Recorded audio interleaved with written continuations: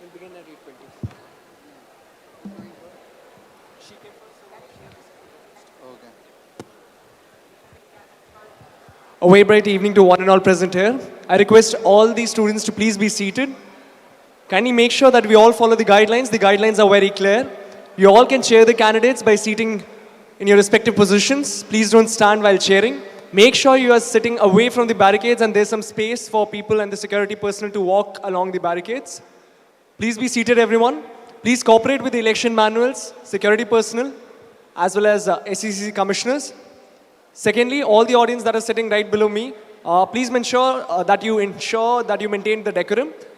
You are allowed to chair, you're allowed to do everything, but please don't stand. Same goes for the audience to my left as well. So without any further ado, let's begin with the soapbox. So we are going to begin with the Cultural Affairs Secretary Arts soapbox, and we have our two candidates. Can we have a round of applause for both the candidates? So the rules are very simple. So the candidate who came first has the right and the decision to choose who wants to go first. So since Kushi came first, she wants to go ahead with the presentation. The rules are very simple. She will go with the 8 minutes presentation. Simultaneously, Keshav will go with 8 minutes of presentation.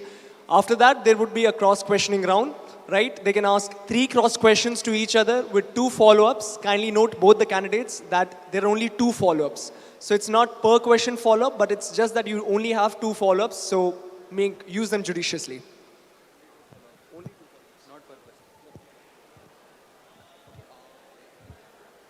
Right, and then we'll begin with the questioning round with EC, and then with the Sphereheads, simultaneous with GSB, and then with SECC. So let's begin with the soapbox. I request you, Kushi, to please.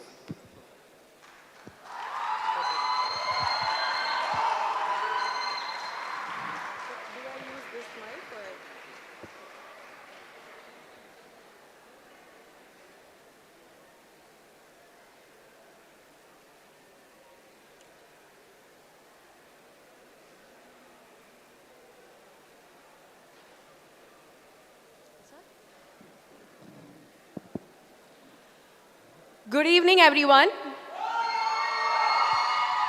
As someone who has always stood up for what is right rather than choosing what is easy, I am finally glad to be here on this prestigious stage and have the opportunity to present in front of you my vision for culturals. I am Kushi Madhugiri Prashant, contesting for the post of Cultural Affairs Secretary Arts. My vision for culturals is fourfold. The first one is to cultivate culturals. The second one is constructing Sangam. The third one is conquering inter-IIT. And the fourth one is commemorating Sarang.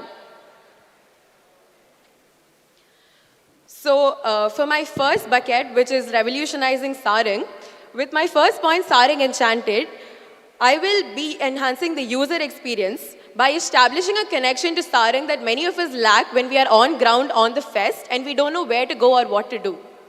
This will be done through augmented reality integration into Sarang. The second one is Ministry of Cultural Sponsorship, which is to acquire a government sponsor and increase the reach and diversity of our fest.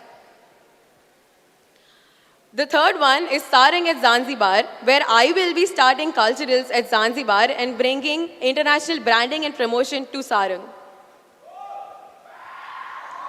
Under Midnight Memories, I will be fostering a good night culture to engage the crowd after the pro shows. I will be establishing a Sarang showdown where entire college contingents will be incentivized to bring more numbers to Sarang and fight for the Sarang Cup. Your Sarang Experience is an initiative to give attendees of Sarang and the Sarang team a personalized record of memories to share and cherish for years to come. To ensure that no one is left behind, I will have the following initiatives. The first one is I'll be introducing a GN course for culturals, starting with theatre and expression for students to learn confidence and how to express themselves better. There will be a platform for culturally experienced PGs to come and hold workshops and teach us what they know so we can mutually benefit each other. I will also be encouraging hostels to provide merch and t-shirts to LitSoc participants, as well as giving them physical items like to the LitSoc Cup winners. Aikyam is an initiative to celebrate our Indian culture for us to see unity in diversity.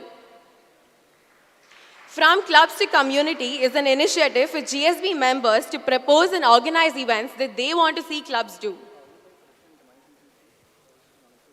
With respect to Sangam, I will be having a cultural graduation day to celebrate and recognize NCA freshies and LITSOC winners. I will be organizing weekly cultural retreats for GSB to socialize with things like board games, karaoke, and much more. There will also be Sangam Flea, which is an Insta-wide auction for people to buy and sell things. Through Sangam Stories, we will be having events in open spaces for GSB to engage and interact with clubs more. For reaping the rewards, I will be giving our facilities and requirements team a Sangam budget of their own, which they currently do not have. For my next bucket about inter-ID culturals,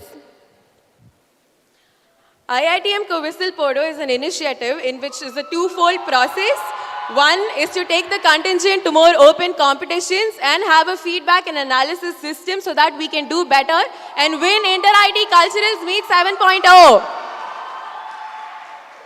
Inter-ID Chronicles is a documentary that we will be having to show the students of IIT Madras the spirit and hard work that the cultural contingent puts into Inter-IIT and to show how every one of us can be there. I will be establishing a culturals alumni board for us to keep in touch with our cultural alumni and increase avenues for funding and knowledge transfer. My credentials are a lot, but here goes. I was a drama contingent member in 2022. I was a NOAA coordinator for SARANG 2022.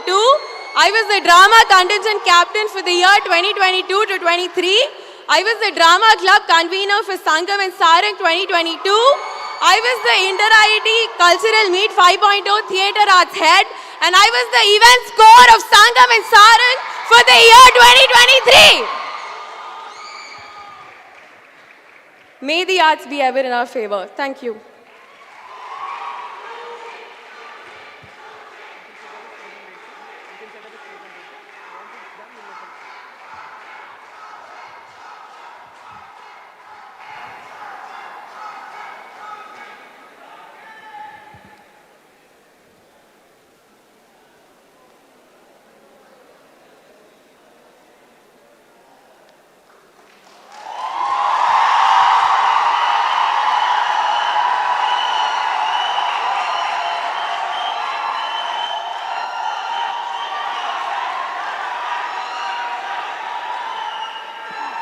Thank you guys. It means a lot to me. It means a lot. I am Aramal and I am standing for the post of Cultural Affairs Secretary Arts. My vision for culturals is to spearhead culturals, scale up participation and sustain momentum. Going on to my first section, bringing culturals to you. Sangam Upskill. There are a lot of soft skills that are sought after today, and Sangam will be doing soft skills training for GSB people, and the people who are attending the training will be getting certificates. Our campus, a muse for movies, literature and music, is where creativity thrives and imagination is at its best. Litflix will be a dedicated weekend for movies, music and spotlight lectures. An initiative becomes a beautiful gesture when there is a social cause involved. Cult for Cause will be an annual collaboration with an NGO giving back to society, where credits, NSS credits will be given to the volunteers. Department events spark friendly rivalry, fostering inclusivity and team spirit. DEPSOC aims to foster this by conducting inter-department cultural competitions. Sticking to my vision of making culturals more inclusive, I will be starting a PG advisory council exclusively for the PG people for a two-way channel of communication. With the ultimate LITSOC sprint, we'll be bringing LITSOC weekenders twice in a semester to make LITSOC more vigorous in execution and bigger in turnout. A Litso Council under Litsex, where so that the cultural atmosphere in hostels will be more invigorated through more structured and dedicated leadership for art forms. Sarang After Party. Giving Sarang a more lively touch, Sarang After Party not only promises to offer a corner to recline, but also an all-immersive experience with ambience music. An exclusive Sarang Hip Hop Festival. Sarang never fails to encourage the rising talent, and Hip Hop Festival would be just the thing to bring the rising street culture of Chennai all the way to Insti. A Sarang store. Every edition of Sarang never fails to be unique in its own way, and Sarang store and Sarang merch every year lets you carry a piece of it in your heart through the years. Sarang store is an initiative to infusion nostalgia and fashion through crafting a range of merch including Sarang crop tops, Sarang oversized t-shirts, and Sarang retro merch. Vanakkam Madras.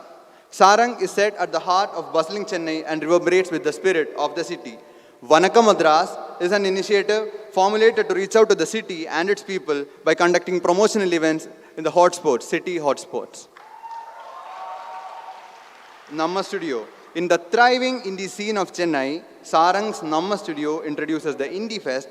Join us for a dedicated stage for indie musicians and a showdown, crafting an unmatched musical experience.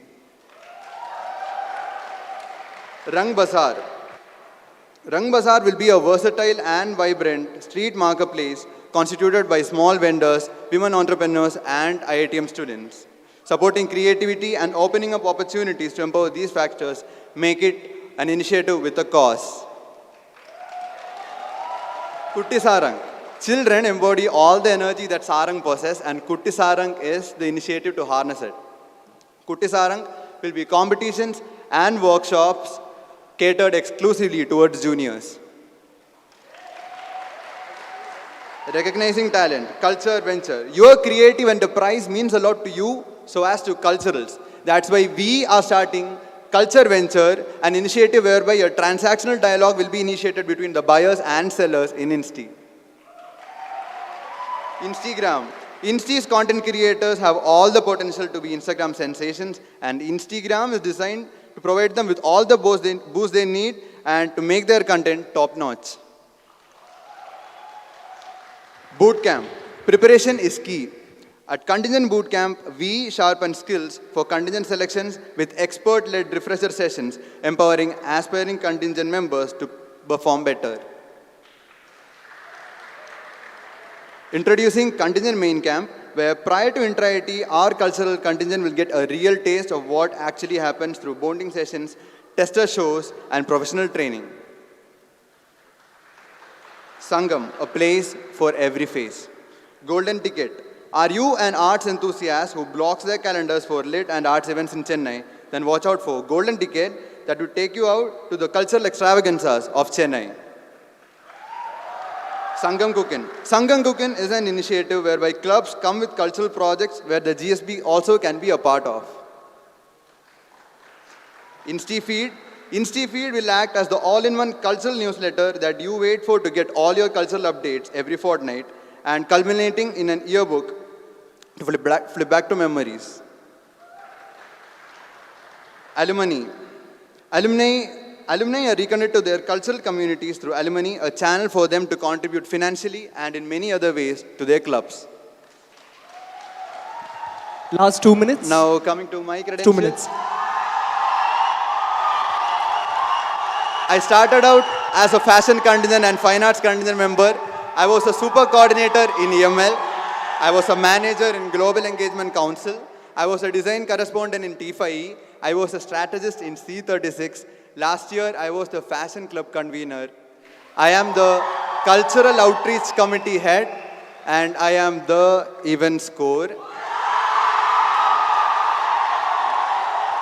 More than my event score credential and my cultural outreach committee, I was a person who was always engaged and involved in the arts and cultural scene in my school and my college, and I'll proudly say that I have walked the ramp for fashion shows. I have played guitar for professional bands, and I have painted for arts projects in my city. Till death, we do art.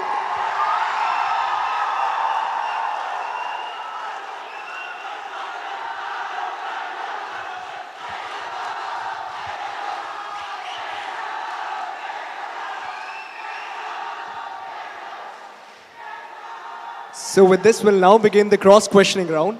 So Kushi, you have 3 questions to ask, 2 follow-ups.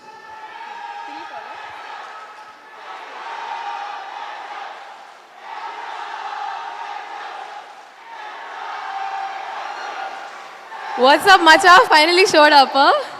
On time, as always. So, I hate having to ask such a long question, but because if you're improper feasibility and false proof of concept, here it goes. How do you propose to cut down clubs' Litsock events to 2 events per club, with respect to your point, Litsock sprint, by the way? Conduct Litsock within 6 days in a year and improve participation, while this point does the exact opposite by being a burden to clubs and Lit6 and SOC6? Kindly note you have 2 minutes to answer. Okay. Hi. So, if you go through my feasibility report correctly, it is not cutting short the events to 2. I have just said that there will be 2 weekends in every semester where we'll club some of the big participation events or big point events, and the events that will get participation throughout the year. We'll keep events like some of the lit club events will be held throughout the year, but we'll do all the big participation events and the high prep events in a more condensed format, 2 weekends per semester.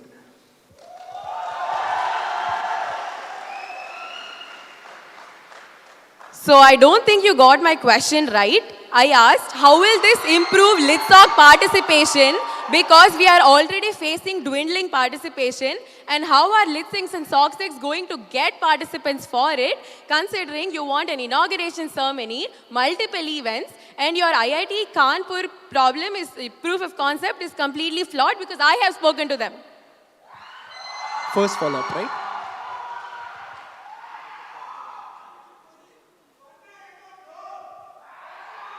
So, maybe there is a lack of on-ground experience here. I have talked to a lot of people throughout this year, and I could see there are a lot of people who even wanted to participate for Litsock couldn't keep track of the events that are happening all throughout the year because it is spread all throughout the year. And certain events that are very high prep events and that have more points and that can attract a crowd, including fashion night, choreo night, Western music band. If we keep them in a condensed format as a weekender show, we can get more crowd. And the hostels, there are 3 points to this. 1, the literary secretaries can do more concentrated effort to make their hostel participate in that particular weekend. Second, people can keep track of Litsock events rather than happening all throughout the year. All the main events will be happening in a weekend. And 3, which I think is most important, that hostels that are down in the leaderboard get a chance to change their fate through the Litsock sprint.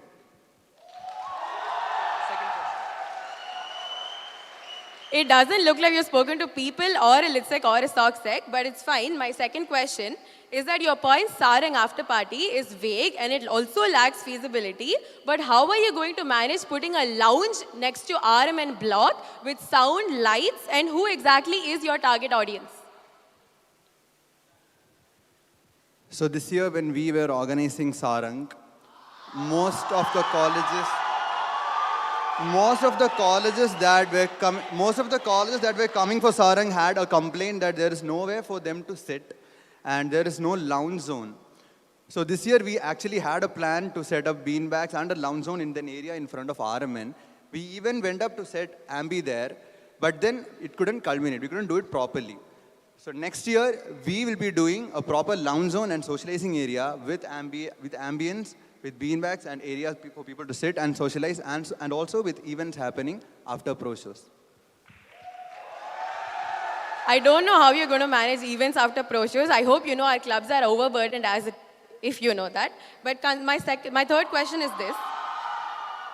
We have Freshie Initiator events. We have workshops for beginners. We also have something called NCA, if you know that.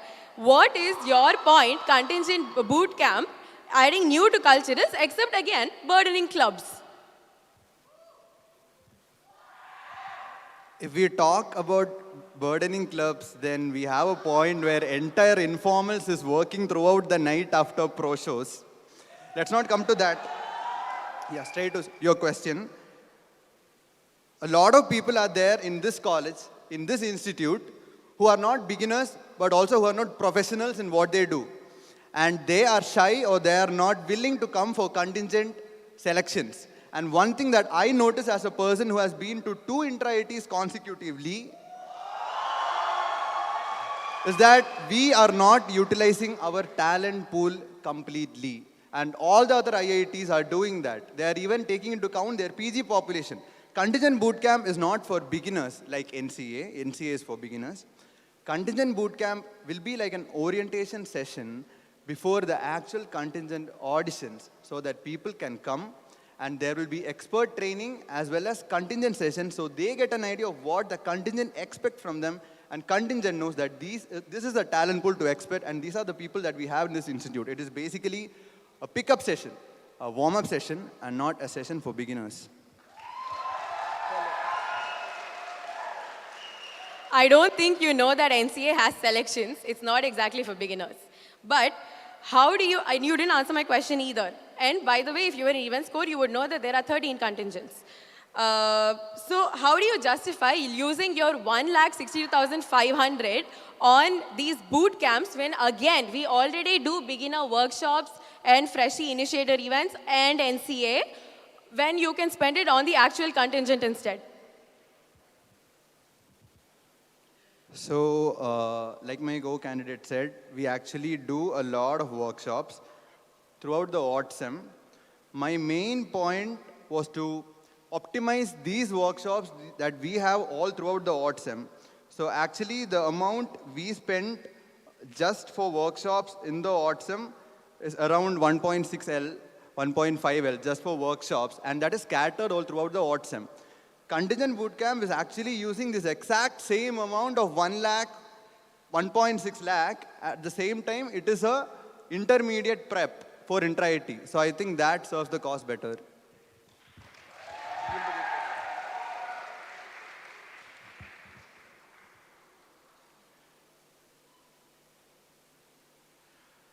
My first question is, in your point, goodies for LitSoc, you mentioned merch in the form of t-shirts, badges.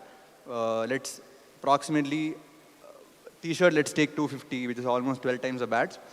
And you are saying you will incentivize participation.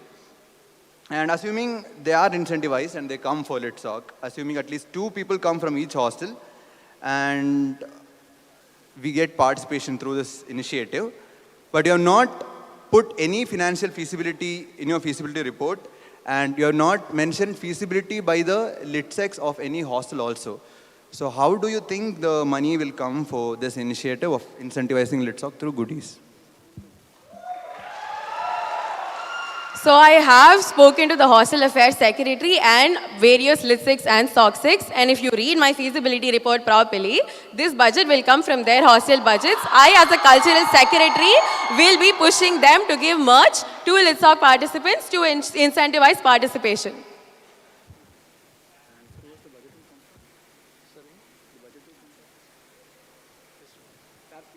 Can we get a mic for the EC members? They want to clarify something.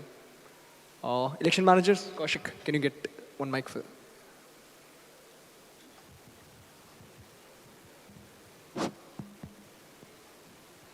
Just a clarification, okay? Only make a clarification. Kushi, I remember saying that, you have to take permission from the literary secretaries in 2024-2025. I clearly said I cannot give feasibility for that.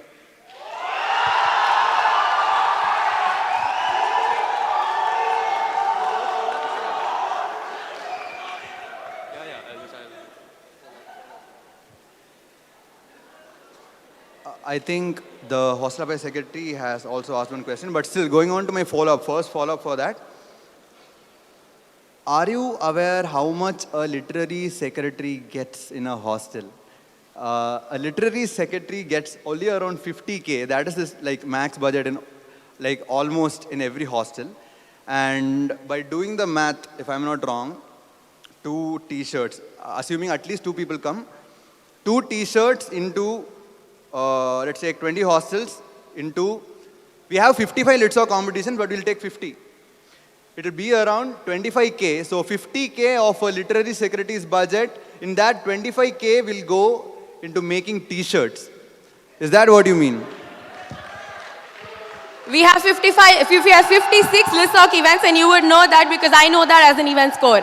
And we, with respect to talking to LISEX and SOC6, I don't think you have spoken to one again, because I know that a lot of hostels have 60K, 70K, even 80K in their budgets, and my t-shirts and badges will only take around 10K from them. And a lot of LISEX are planning to do that this year, but they had not planned from the start. I, as a cultural secretary, will be encouraging them to do that from the start.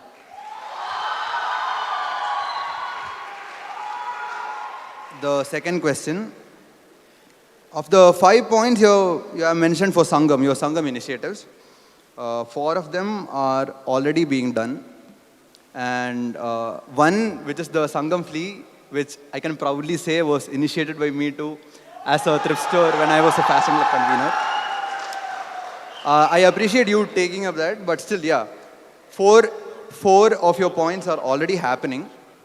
So one thing I want to ask, this cultural retreat that you're planning is happening anyway in the form of informal socializers and e-sport socializers. And what are you bringing new? If you had read my feasibility report correctly, I mentioned here that it will be frequent and weekly. They have done it once. Informals has done it once, and last year also they had done it once. I don't know if you know that. But Sangam Flea, by the way, I hope you know the difference between Saring and Sangam. And my concept of Sangam Flea is very different from yours. The final question. Of the 3 points you have for intra-IIT, again, 2 of them are already happening. But still, in your initiative to make an intra-IIT documentary, how do you plan on doing that when our media contingent is actually busy with online filmmaking when they are here and 50 hours filmmaking when they are in the intra-IIT, whichever IIT they are? How do you plan to make this happen? What team will you use to make this happen, or will you put together a new team just to shoot the documentary? As a supposed COC head, you should be knowing that COC has a media vertical, out of which not all members are in the contingent. And again, as I had mentioned here, the media vertical of the COC will be taking care of this initiative, and I have asked the head as well for feasibility on this.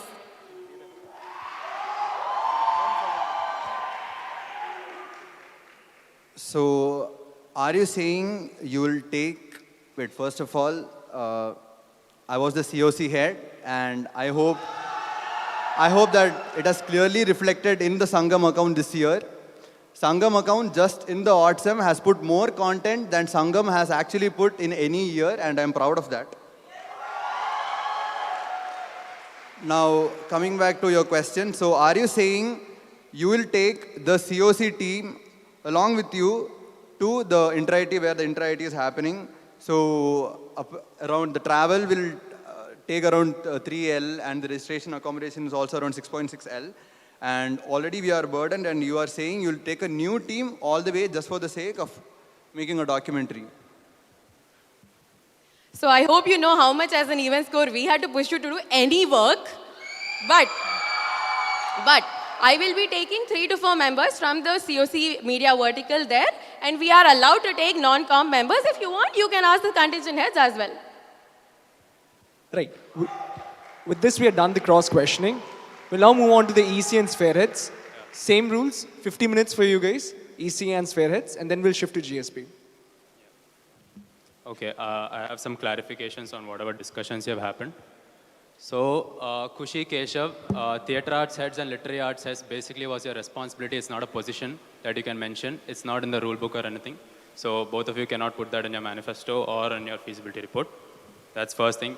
Obviously, I'm not going to comment on event score anyway. Also, Kushi, NCA is for beginners. The curriculum is for beginners. The reason we do selections is because we have limited number of people that each instructor can accommodate. That's why we have selections.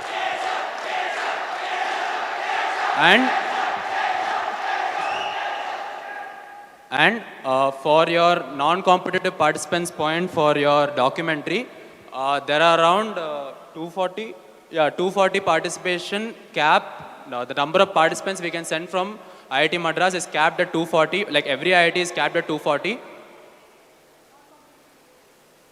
Yeah, but anyway, we have to pay for the guest vouchers. So you cannot send, you have to cut down on your contingent if you want to send from here. That's what. Next. That's the clarification. Okay, so this is for both of you again. So after becoming Kalsek, you will have moderation access, right? So let's say some student gives complaint on you. Are you going to approve it or reject it? Being a secretary. Can you repeat the question for both the contestants Okay. too? So let's say some student from GSB makes a complaint openly and writes to students at the rate of sml.iitm.ac.in. Are you going to reject it or approve it? So as a cultural secretary, I'll only be approving culturals mails. So I will have nothing to do with this complaint. Again, as a cultural secretary, my purview is regarding cultural mail, but still if a GSP person has complaint regarding me, he can go to SLC, and SLC he can put forward his complaint where 12 legislators can actually sign the nomination, and he can move forward with this petition to take me out from my position. But since it is regarding you, like you have to take some action, right? You cannot just leave it on the pending platform. So what will you do? Yeah, in the SLC, I will be permitted to come up with a committee to defend myself. I'll definitely do that. But everything is based on the voting that is happening in SLC, and if he has the 2/3 majority, I'll be removed from my power. Just one question. Don't you feel there is one more body to deal with the complaints? Because if you're going to SLC, that means you're directly going for your own impeachment. So this is to both of you. What do you feel? Like, where should the complaint go to? To which body? Because I'll say SLC is not the right body to take the complaint. Sushant. The complaint should be going to the SECC. Can we keep the constitutional questions to the end? No, we'll see to it. Yeah. I'm just clarifying here. Yeah, like she said, of course, it has to go to SECC. We only take it to SLC if you want to impeach someone. That is something. Hi, Kushi and Keshav. So my first question is to Kushi.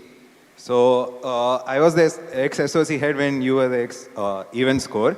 And during that time, there were some discussions regarding collaborations with the cultural sphere and the sports sphere, but not much could happen.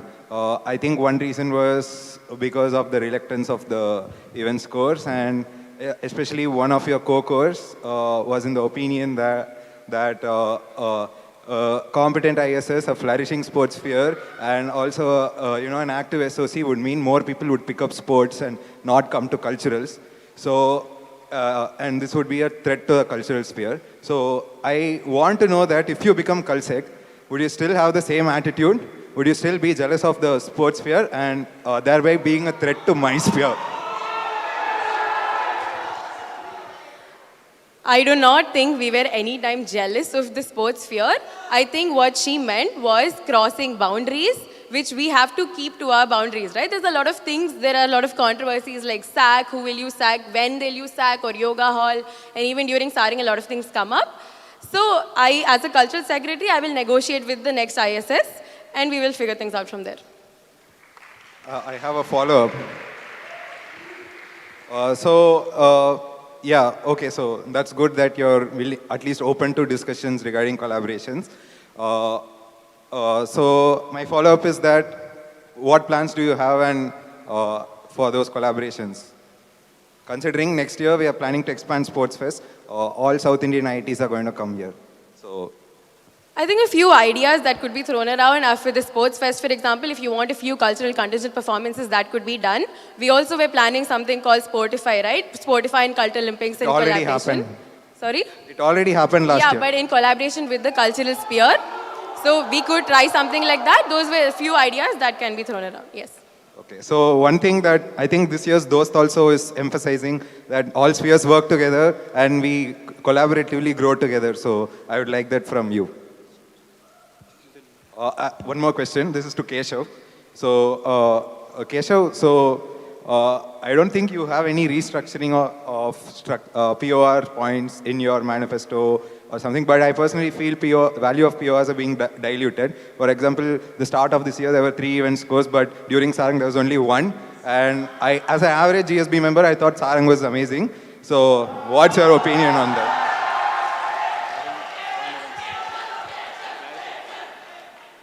To answer your question, as much as I did the work, and I still love to do the work of 3 event scores. But still, I believe that should never happen again. We still need 3 event course, and as much as I did it, another person should not do that, should not be able to, he should not be bestowed with that, that duty or that responsibility, which is very hard to pull through. Okay, I'll. Am I audible?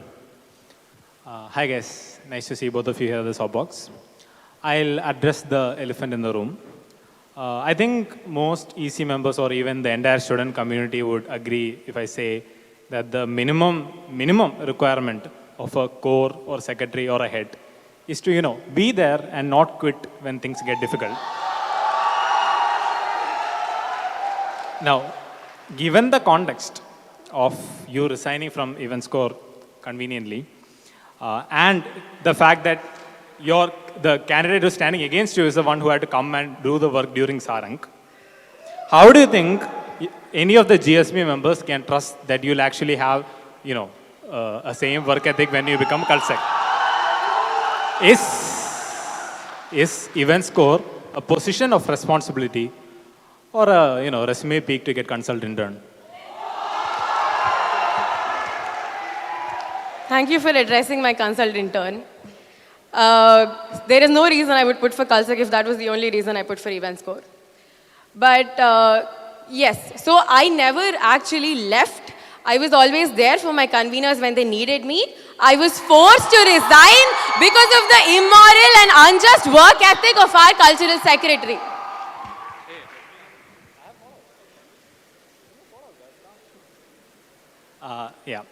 My follow-up. Again, I don't think carrying water bottles around Sarang count as being there for your convenience.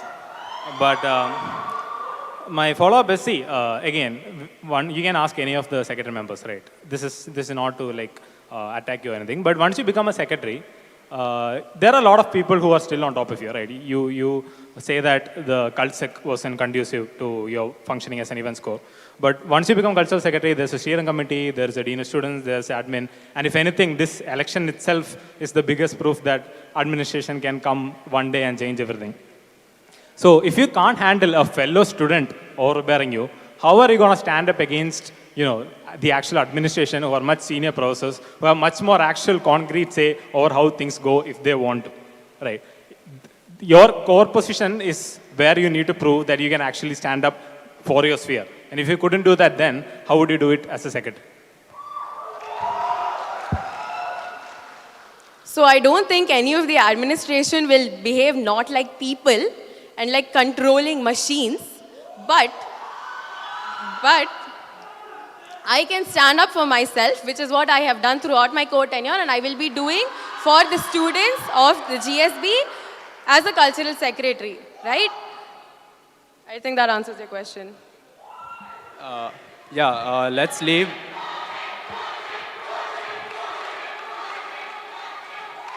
Let's leave all the personal attacks to the SML thread and let's go to something which happened in the manifesto. So what I want both of you to do is give me the timeline of each timeline that is going to follow as cultural secretaries for both the odd and even semester Yeah, first do that for both of you. Sangam timeline. It's fine, Keshav, I'll go first. You can copy me. So we start off in this before summer by selecting our team, our whole course, conveners, cards, all of that happens in the summer. And then once we come, we plan for Sarang. All the planning for Sarang, by the way, happens in the summer. And then we come back on ground. We do Club Weekender at the second weekend after Freshies come back. Then we do Queen of Shaba. Then we do Freshie Night sometime in September. Simultaneously, Sarang planning is going on. Litsock planning, NCAs are started. Contingents do their own things.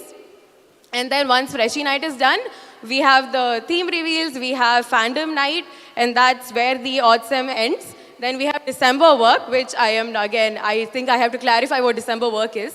It is outreach to other colleges, and it is also figuring out your judges, it's figuring out your sponsors, it's figuring out a lot of things about your events, your brochures, your merch, all of that.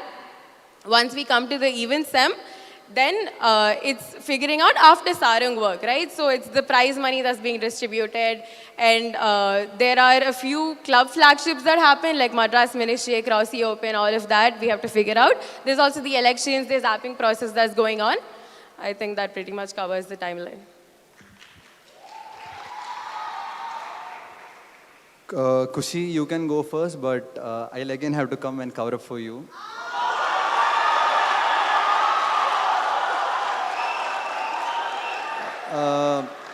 So like my co-candidate said, during the vacation we have the team orientation sessions, we have all the planning, and we have the Sarang planning also happening during the vacation. And once the students are back, first we have the Queen of Sheba, then June, July, August, we have Freshie Night. After that we'll be having October, we'll be having Halloween, and then Thrift Store also will be happening around October. Also, we have playoffs, which is happening in November. Then all the prep for Sarang, basically contacting the judges and contacting all the colleges. They start around by September, October. Ideally, it should start. And in December, first, we'll have the first dry run. Then the second and third dry runs also happen during December only. Last week and January first week, we do the final dry run. Then in the event sem, we have all the flagship events, including Stagecoach, Raga Bop, Prom, and a hostel choreo night. Then we'll have Sangria, by which Litsock ends, and all the Sangam events also come to a closure. Yeah, so this is the basic timeline of Sangam, event sem and odd sem. Okay, couple of clarifications.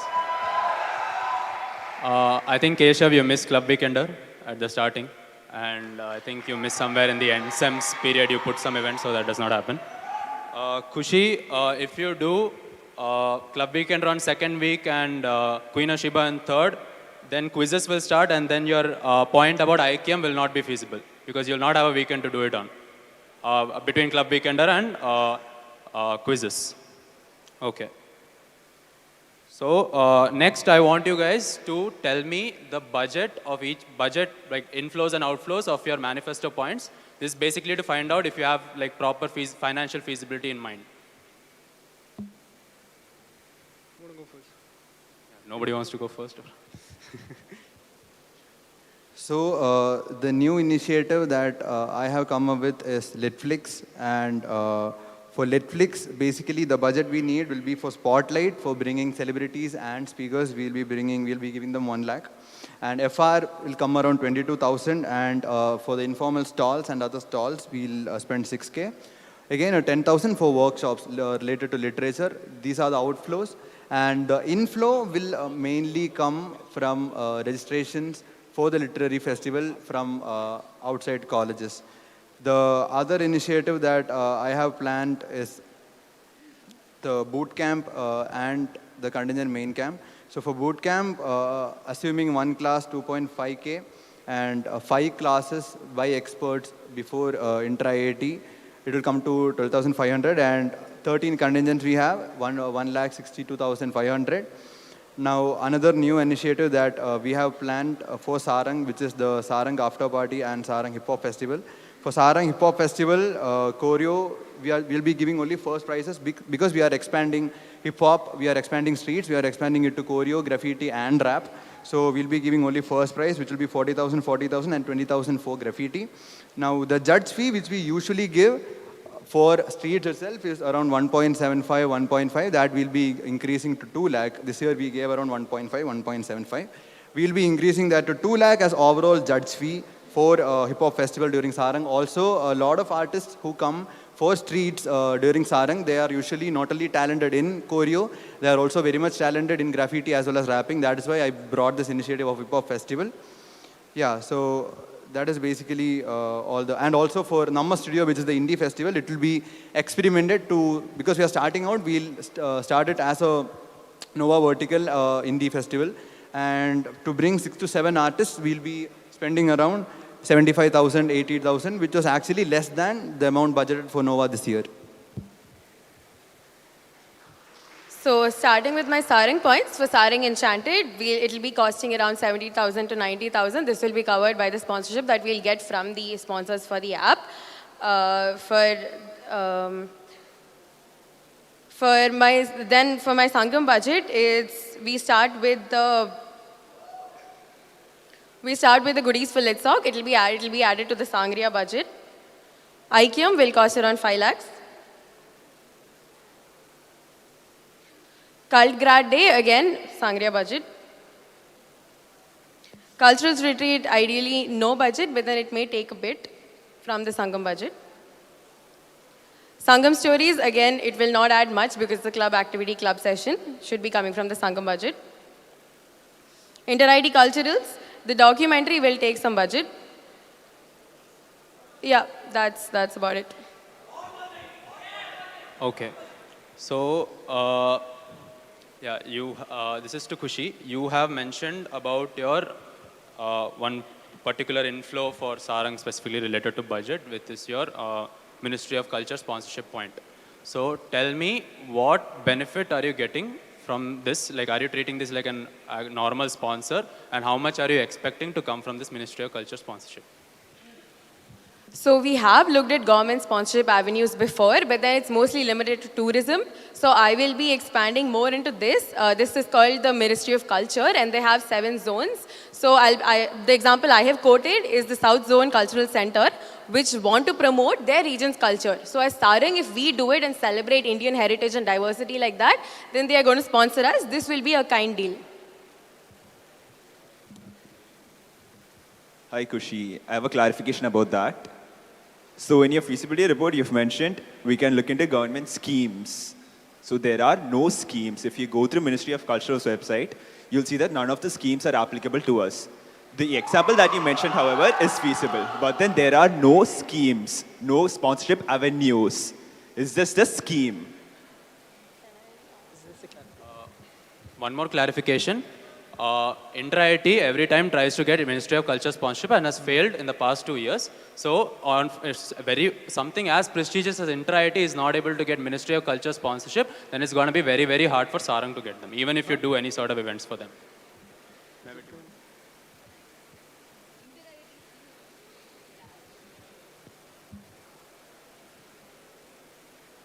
Okay, but Inter-IIT's, whatever they're looking at is more to do with cash sponsorship. This is purely a kind or a cost-cutting deal that'll help us get artists who have like a cultural background. Yeah, okay. Okay. Yeah, basically both of you have like certain night points. Yours is called Midnight Memories and yours is After Party. I do not remember the discussion that was happened, but both of your points appeared similar to me, is that you're extending after the pro shows. Like, what are you actually achieving by going beyond the night, beyond the pro shows, and what the effect will have on the team? Justify both of you. So with my point, Midnight Memories, which is vastly different from his Sarang After Party, I will be having quiet events around hotspots, Sarang hotspots, like the carnival stage, which was forgotten this Sarang, by the way, and at HFC lawns and CLT front. so that we engage the night crowd that's there after the pro shows near the food stalls, who just roam around not knowing what to do, so that we avoid the loud music kind of thing that was there near the stalls this year. I'll keep it very simple. So the motivation for doing this is basically, like I said, a lot of colleges that have come for Sarang, they were complaining that there is no place for them to sit and socialize. And I've been to fests of other IITs also, and I've seen that they have designated socializing areas. That was the main motive behind starting this. Also, we have areas in Sarang, like between the area from CLT to GC, actually we have areas that we are not utilizing. Okay, that is also one thing we should take into consideration. Now, my initiative of Sarang After Party is very different from my co-candidate's initiative of Midnight Memories, where my co-candidate is actually using all the informals, coordinators and volunteers. So I believe after pro shows, or at least after the evening, after night when the pro shows are started, all the people, all the team members who have been a part of Sarang should get an opportunity to have fun. They are not supposed to come back again and work. Okay, so for my initiative, I won't be using all the 45, 50 informals people or all the verticals under NC. No. My initiative, setting up the beanbag, setting up the sitting area and socializing area will be done prior. It can be done in day 0 or day 1. The ambience and everything, the stage also can be set up prior to Sarang. And my events are mostly passive events, which include storytelling sessions, movie screenings, silent disco, for which we have a vendor. We don't have to do anything. Maximum, we'll need only one person to actually supervise the event. We won't need our volunteers or our team members to actively take part in the event. So I don't want to burden my team members or my super coordinators and my volunteers. My incentive, my vision or my motive is just to create an exclusive socializing area during Sarang. I have a common question to both of you. It's a little strange that Cultural Affairs Secretary is the only secretary, only portfolio where there are two student secretaries, right? And this has even come up in the SLC before. This has been widely discussed among different secretaries. I've heard a wide range of answers, none of which actually makes logical sense if you really spend some time to think about it. So why should there be two Cultural Affairs Secretary while in every other sphere it's mainly done by one secretary? You repeat your question once more. Yeah. I think they got it, but why should there be two Culsecs?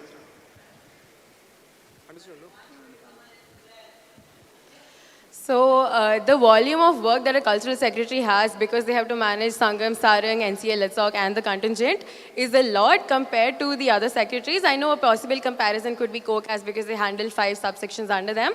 But then the cultural secretary is way more involved in all of these baskets than the other secretaries are. So I personally feel like, considering the volume of the work that a cultural secretary has to face, and you always need a replacement in case you are sick or you are indisposed at the moment, which is why I think having two secretaries is justified.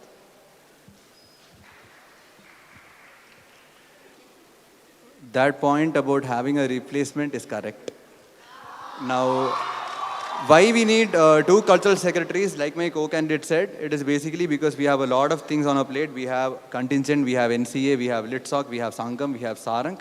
So even I believe in order to manage all this work, we still need two cultural secretaries. But I believe there should be more clear definition between the job description of both the cultural secretaries. Right now, there's nothing as such. There should be more clear divide between what both the cultural secretaries are supposed to do. I have one follow-up for each member to Aramal. If you say there should be distinction, what should be the distinction? I believe there should be one secretary to take care exclusively of Sarang, and there should be another secretary who will be bestowed with the work of culturals throughout the year, including Sangam and the general culturals of the institute. Okay, my follow-up to Kushi, the point about one secretary being sick doesn't make any sense. If I fall sick, should placements not happen here? Why should there only be two secretaries for Culsecs? What about all the other spheres? Is COCAS not important? Is SGS not important?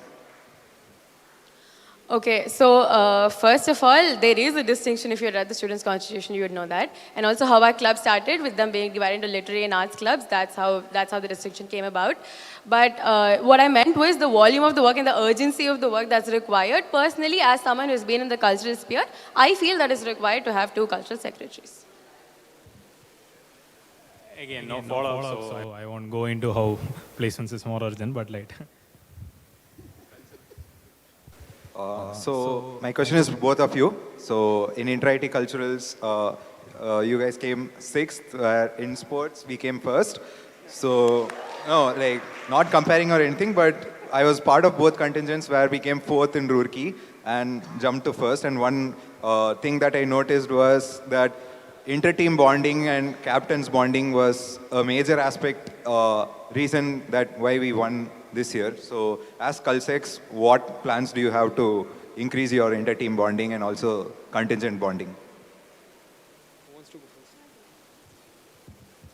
So when I was event score, we did have the contingent heads and the restructuring of the contingent to solve the problem of inter-team bonding, and it improved from last year. But as a cultural secretary, under my initiatives for inter-IT, I also have something which is a feedback analysis system where contingents take feedback from each other and then sit and analyze how we can improve in the next fest or the next competition so that we can foster that kind of inter-team bonding and place first in the inter-IT Cultural Meet 7.0. I was a part of the inter-IT contingent this year, and I would very proudly say that I'm very happy also with the 6th position we got, because my contingent did the best we could. But as all of you know, things happened in Kharagpur which were out of our control. I'm very proud of my contingent, my inter-IT contingent and my fashion contingent. So that's one thing. But again, I have an exclusive point just for the contingent main camp, which my main motivation for putting that point was also exactly what the sports secretary has stated, that we have less contingent bonding. That is why my point, contingent main camp, we have tester shows, we have bonding sessions, and we'll have a stipulated time period before inter-IT where all the cultural contingent members will be here in this college and they'll be spending time together, because that, I believe, is one reason why the sports contingent has more bonding, and like he said, they are performing better. So that is why I've brought the point of contingent main camp where we'll be having tester shows and we'll be having bonding sessions. So one thing I noticed is that this year when I went to inter-IT, I have never seen my drama contingents play before, or I've never seen my choreo contingents set before, and they have never seen my fashion show, my ramp walk before. That is something that should be changed. Every 240 members in the contingent should be aware what the other person is doing, what the other team is doing. There should be more support and there should be more bonding within the team. Again, proud about my contingent, proud of what we have did. Yeah, I've had first-hand experience dealing with KGP, so I understand. I have one follow-up for both of you. So Kushi, can you elaborate a bit more about the feedback system that you are proposing? So right now we just go to cultural fest and then we come back and then we just go to the next cultural fest. There is no kind of looking back at what we did and trying to improve our skills and seeing where we could have gone wrong. Yes, I agree that KGP, there was a lot of things that were going on, but it wasn't like the cultural contingent was up to the mark as well, and I think the contingent heads also agree on this. So we need to have a sort of looking back over what we could do better and where we could improve, which is the feedback analysis system. It's sort of like a QMS for Sarang. We'll be applying it to the contingent as well.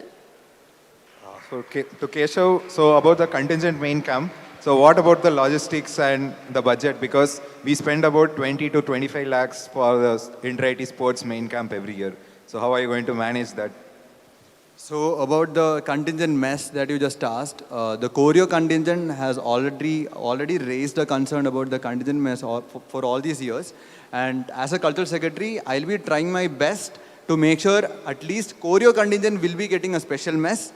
And if other contingents also have that concern, they can raise that concern and we'll be taking that forward. But there are a lot of other clubs, and what I mean by contingent mess is not just the special mess that sports will be getting. Even a contingent mess where all the contingent members sit together and have food together, whether or not it has special food or not, even though if it is just a contingent mess where people are sitting together, all the contingent members are having food together, that itself will help in bonding, and that is my point. About choreo contingent having special mess, we'll take that forward and I'll try my level best to make that happen. 28 minutes are over. Sorry? 28 minutes are over. How many more minutes left? Subtracted from 50, no? 22, okay. So, my question is to Aramal. As far as I know, at least, SLC hasn't ratified you as the event score. Then, is it justified to put it as a credential on your manifesto? Thank you for that question, actually, because records clearly show that I am the one with more on-ground experience, and I had to work in place of 3 people, and the 3 selected cores that were taken this year, not a single person was there when Sarang was happening, and I proudly, very happily, and I'd still say I did all the work myself. You can ask the people in the core team, you can ask anyone in the Sangam team, you can ask anyone who have come for Sarang. I had worked, I had fulfilled all the duties of a Sarang event score. There's nothing I've left behind, and I can proudly say for me, this position was not about a POR or an intern. For me, this is my passion. This was my passion to culturals, and this was my way of giving back to culturals. Now, coming back to what the Academic Affairs Secretary has just asked, yes, the Nomination and Ratification Council has forwarded my nomination as a ratified nomination, and the app has been submitted, the interview has been done, I have been ratified by the Kallad and the DOST, and you can ask the SLC speaker, I have been ratified as an event score. Okay, let's come back to some manifesto questions. Both of you have alumni and PG points, PG people related points. Let's start with alumni. Explain both of your points and explain, like, accordingly, have you actually spoken to any alumni who is interested in your points? Like, clearly mention, like, I have spoken to these number of people, and tell, like, is it actually feasible that these alumni will actually come and do your point?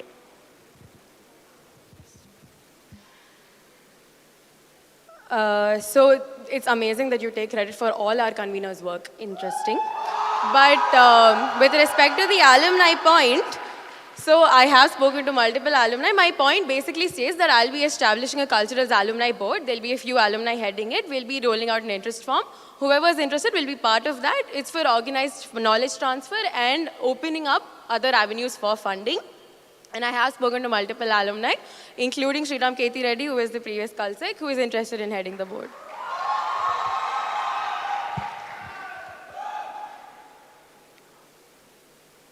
Regarding alumni funding, my point for alumni funding, I put that point after talking to multiple alumni, and this thing has already been happening informally in the sports sphere and also in some clubs in culturals, including QC. It has been happening informally. The only motive I had to vote was to formalize that structure, and there has been a lot of alumni, including one of our ex-secretaries, Ajmal Hussain, who has actually told me that. They actually wanted to still be a part of culturals and still be a part of the culturals, the atmosphere here, their clubs and everything. So that is why I have put forward my point of alumni, where they'll be able to transfer money through IR secretary. So I'm not doing it directly. I'm doing it with the help of the IR secretary and the ACR office, whereby we'll be opening a Joy of Giving portal. And also you can ask, why a Joy of Giving portal? Because already we have so many pending projects. The answer is, when we start a Joy Giving portal, we'll start with an exact amount of this much we need. And also, the clubs will be having a database of the alumni of their respective clubs, and they will reach out to that alumni. They will be reaching out to that alumni, and that is how this funding will be more possible and more easier other than other Joy of Giving portal projects.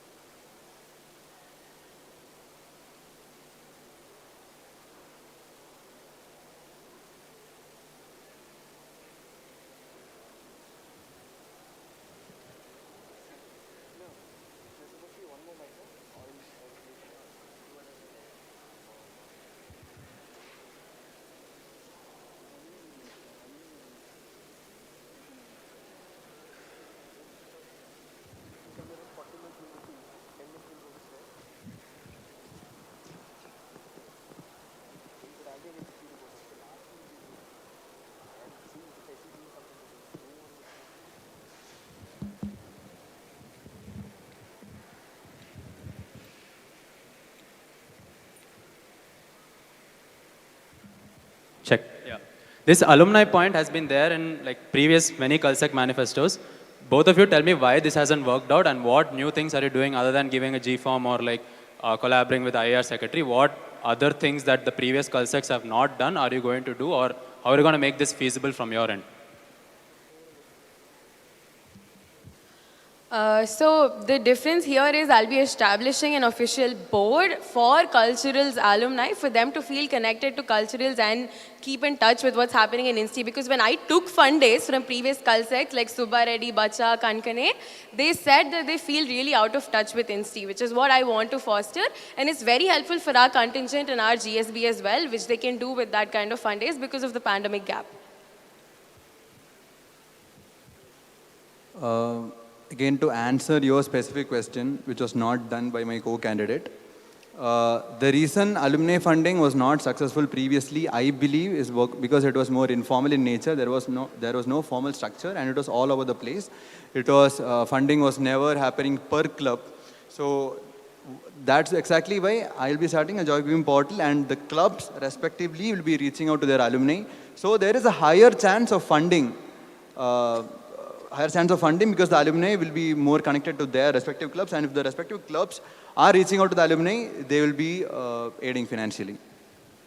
So the main reason is there are no like actual proper databases of all like the culture secretaries or people who are there in the events, and even Dean ACR told me whatever mail the ACR office sends has only as a 15% open rate.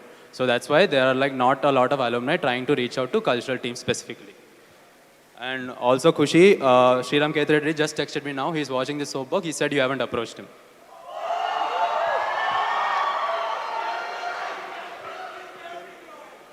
Spirits, spearheads. Sure. I don't think I've seen a Soapbox with so many personal attacks. So let's calm things down a bit. You guys are both batchmates. What's the one thing you respect about each other the most?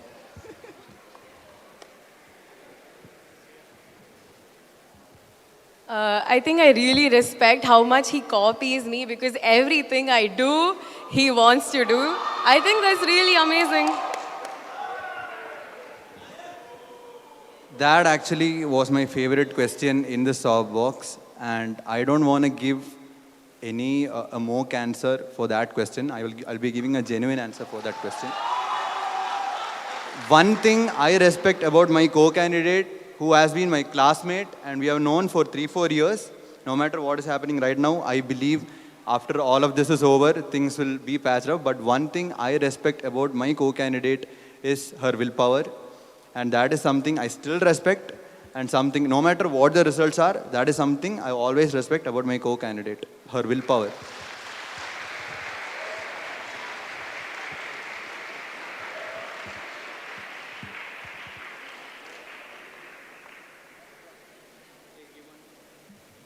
Yeah, hi. So this is with regards to your point about contingent bootcamp, which was the only point I could find about inter-IT contingent. So this year, in some form or another, we've implemented most of the things that you're proposing, right? With respect to open rehearsals. Unfortunately, you were not able to see it, but there was a message put across for all contingent members to go and see the final rehearsal of drama production. Like, sad that you didn't see it. But point is, rehearsals, opening up rehearsals for all performing arts has been something we've tried to do this year. We also, professional help has been given to contingents which have asked for it, right? And then the primary reason that we were not able to do bonding sessions was because people came back late, there were clashes with Mood Indigo, etc., right? How do you think in your year, your boot camp will be more effective? Like, and how is it different from what we've done this year, outside of formalizing it? So, one thing about coming back, the problem of coming back after other festivals, that's why in my feasibility report I have mentioned a stipulated time period, and it can vary according to contingent. For example, the choreo contingent is spending more hours, putting more effort, or I won't say putting more effort, I'm sorry, but they are clearly putting more hours than other contingent. So they can come back earlier. At the same time, a WGC or writing club contingent member, he can even directly come over to the venue where inter-IT is happening. But the point is, I want to start a culture where there will be a main camp, like how it is happening in sports. If you are asking me, is there a clear necessity of a WGC member coming this early? maybe no, the WGC member, he can directly come to the venue, but still, that is why I want to start a main camp experience just for the fields, because that is one reason why all of us, including both of us, are here. For the fields, that is one reason why I want to start a contingent main camp. So there will be a stipulated time period, depending upon contingents, before the intra-IIT, where they can come together and have bonding sessions and everything. At the same time, like you said, some of the contingents did have mentoring sessions, but I felt upon talking to the respective contingent captains that some more of the contingents do need mentorship. And that is why we will be formalizing the structure, we will be formalizing this program, and we will be having a main camp where expert training will be given to contingents according to their needs. Right. So again, I don't think, I was not questioning the reason for more bonding. I was merely saying, pointing out that more bonding is unlikely to happen because of XYZ reasons, to which your answer is, if they're not able to come early, it's okay, we'll not. Is that your answer? It's Is like, that a follow-up or a clarification? okay, the follow-up is that my initial point was that all contingents do not come at the same time because, like you said, they have different needs, right? So how then will you have bonding between contingents when they come back at different times, and say some contingents like WGC, Design and VFX do not even need to come back to Insti? I've never said they don't need, but like it is happening right now, WGC, QC, and there are some contingents which go directly to the venue or come late before intra-IIT. And that is exactly my point. What we are starting is a culture. Someone has to start at some point, and maybe intra-IIT cultures is just 5 years old. Intra-IIT sports is 50 years old. It's all about the culture we start. Maybe next year, if we start that culture of every intra-IIT cultures contingent member coming early, then maybe 50 years down the lane, it will be an actual thing. Like how it's happening in sports, in culturals also, there will be a main camp. We don't know. It's all about who is starting the culture, who is doing the first step.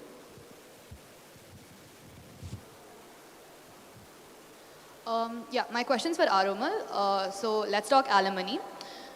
So basically, to put a little bit of context here, so Sarang, in all of its grandeur and glory, has an 800 member strong team that works towards it. And you know what, let's just consider supercords and cores, and that probably adds up to around 150 people or so.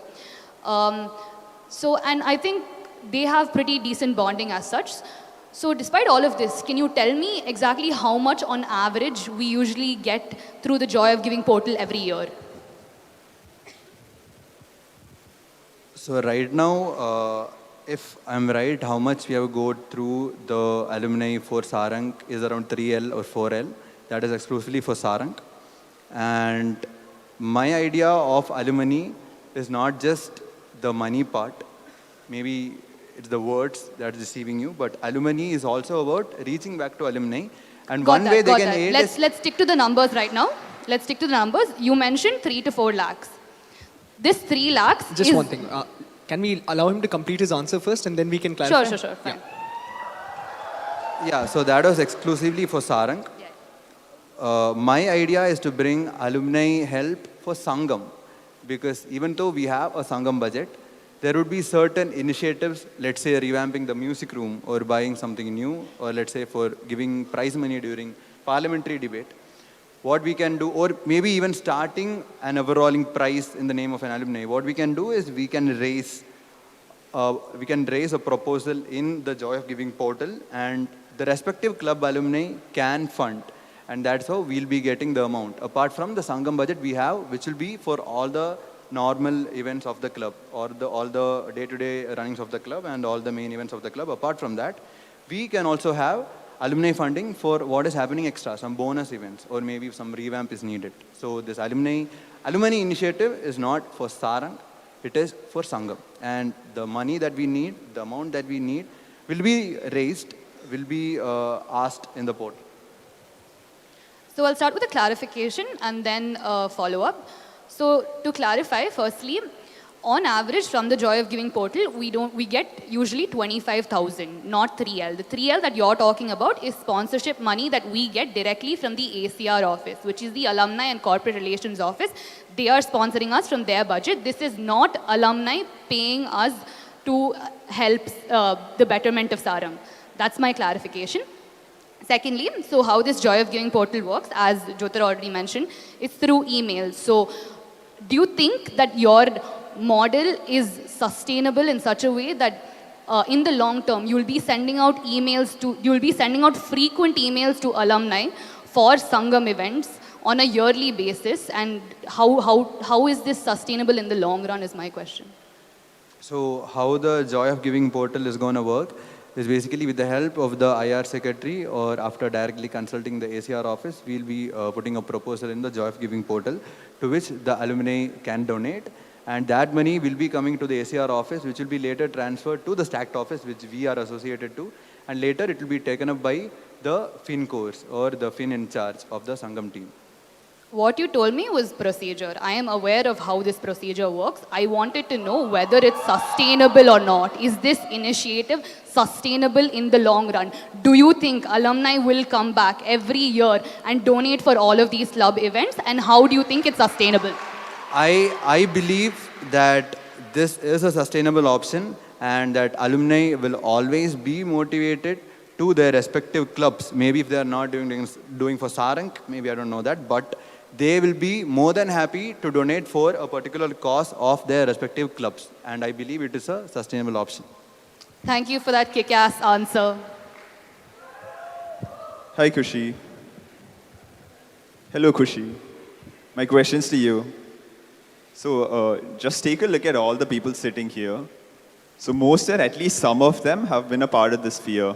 And with that one mail that you sent telling that Sarang is the best time to take a vacation, you disrespected pretty much all of them and disregarded everyone working towards Sarang. And then nothing has changed now. You're still disrespecting Aramal, even to the question that Mevit asked. So coming to my question, it's not a subjective question, it's just a yes or no question. So do you think someone, when I asked you about it, you told me that that mail was an impulsive decision. So do you think that someone who takes such impulsive decisions and disrespects everyone is fit to be a secretary? It's just a yes or no question. I won't allow to have that question. Sorry? I won't allow to have that question. Why so? Because that question is simply a personal attack and has nothing to do with the feasibility manifesto or anything. And that she has already answered the academic affairs secretary's answer. Fair enough. She hasn't answered that question. Fair enough. This is an ad hominem. This is an ad hominem fallacy. Okay. It's a personal attack. And one more thing, please maintain the decorum. You're not allowed to use those words. Please, ma'am. Yeah, please. Okay, hi Kushi, hi Aramal. Just a moment.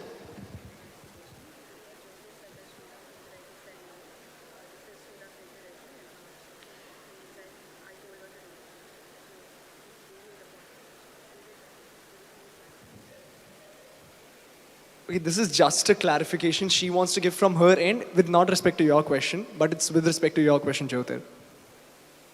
So Sriram Keti Reddy has said that he gave me the point and he told me to do it. So he is interested and alumni are interested in my point. Just a clarification. All right, hi Kushi, hi Aramal. So I have a common question to the both of you. It's a situational. So let's say it's EDM night and your headliner cancels last minute. What is your plan of action and what interactions are you going to have with the pro show scores?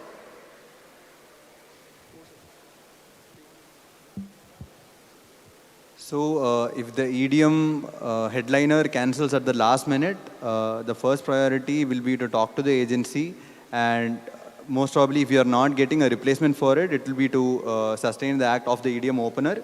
That will be my first priority. And talk to the agency and try getting a replacement, which is most probably not possible, and then trying for a refund. But the first thing to do will be to sustain the act of the opener. One very important stakeholder is the audience. What about them? They've paid to come watch the headliner. So in the MOU, we have also mentioned that if the artist has cancelled, a system of refund will be initiated. So since this is a cancellation from the artist side, we will be initiating the refunds. So if the EDM headliner cancels, as a cultural secretary, I'll look at all the stakeholders that are involved. First would be the pro show scores, then would be the cultural advisor, then the steering committee, and the dost as well. So after talking to all of them, we'll be formulating a plan with respect to the financial things of it, I will be mostly have to refund the tickets, but we'll be talking to the agency as well and looking at alternatives and if we can get other artists to replace it. Cool, yeah. We'll take 3 more questions from this end, and then we'll move to GSB. Being the DevOps core, we were struggling with all 5 portals and hence the delays. Why do you want to focus on AR in Sarang when DevOps is clearly struggling? So I have mentioned that DevOps will not be making the AR app. There is an external team called XRIG who will be handling this. And I have taken feasibility from the DevOps core because after XRIG is done with the app, DevOps mainly, they will have to refine it a bit and maintain it. That is all DevOps' role is. And I have gotten feasibility from this. Okay.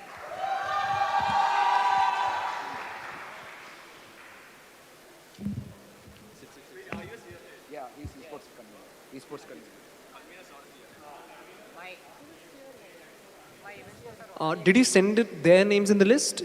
Jyotir? Yeah. My event scores are on stage, so... You can do one thing. You can go to GSB side and then you can, okay, later on. Okay. Right now it's just these spheres. So it's better 2 more questions I can entertain right now. Yeah, cool. So this is also to Keshav. So with regards to your point about golden ticket, right? So one of the major incentives for contingent members, GSB members to join the contingent is the monetary help that they get from the contingent from Sangam with respect to reimbursements for travel to go to competitions as well as events like say open mics or comedy. Right? So considering that this system exists for contingent members and is considered a perk for contingent members, do you not think that it de-incentivizes people from joining the contingent, right? It takes away what's special about the contingent. That is the question. To Keshav. So the initiative of golden ticket is not only for contingent members, as you have mentioned, and it is not we taking our contingent for competitions. If you clearly read the manifesto and the feasibility, golden ticket is basically us taking the people who are interested in the campus. It can be a GSB member, it can be a contingent member also, but people who are interested to come for events. It can be an art exhibition happening in Chennai. So the basic incentive behind doing this is that there are a lot of events happening in Chennai that our contingent, the talented people and even the GSB members are not aware of. So the incentive is not to give more exposure to the contingent. We have other initiatives for that. But the major incentive for doing golden ticket is so that the Insti people, GSB people and talented people or people who are interested for all this get exposure to what is happening in Chennai or the culturals and art scene in Chennai. Okay, so this is like a little clarification of DevOps core thing, and then it's a common question also. So for like we basically did struggle with some of the we had delays with the websites because of the coding issues, because we did not have people. And we did try to reach out to WebOps teams of other, especially Shastra, you can ask Nitin. Like we did offer goodies, tickets and everything, but people still did not turn up. So Kushi, like what will you incentivize this XRIG team to actually do it? Why will they do it? And for what purpose, since we have already tried to reach out to so many WebOps teams and they have not been doing it. So considering that, plus it's a common question to both of you, what will you do for like the Sangam website, the finance portal, and ensuring that the other Sarang websites are like done on time without delay? So with incentivizing the XRIG team, right now they are going to be an ISB and we will have to pay them. They will charge us much, much less because they are an ISB and we are Sarang. But the incentive would be the payment that we are doing and that they get to contribute something for Sarang, which was something in the works, but I will be helping refine that idea and customize it for Sarang as such. And with respect to the other portals such as the Fin portal, the one thing I've noticed with the DevOps team at least is that there is some Sarang connection or like culturals connection that's missing from the team because they are mainly a coding team. So I'll be focusing more on inter-team bonding and getting them more involved with culturals and with Sarang and interacting with other people so that they can see the fruits of their hard work. And so that will contribute ultimately in them being more incentivized to actually make the portals, which we haven't been able to do so far. Last question. No, like, it's a common question to both. So I don't have to answer about the AR part. I only have to answer about Sangam website. how will you ensure that DevOps, like people are actually there to do your DevOps portals and that there are no delays? There is no delay. Yeah. Yeah, okay. So, Sangam website has been something that has always been in manifestos and even score apps. And it has always been in the talks. We always wanted to a Sangam website. Last year we tried, when I was a fashion convener, I remember there were efforts to come up with a Sangam website. It didn't happen.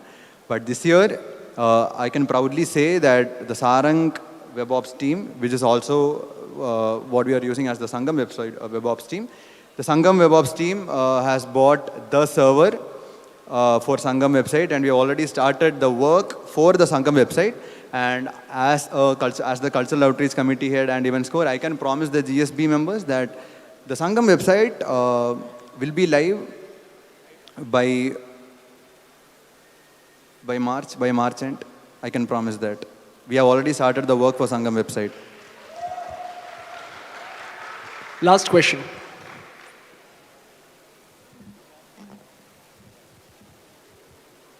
Okay, Aramal, my question's to you.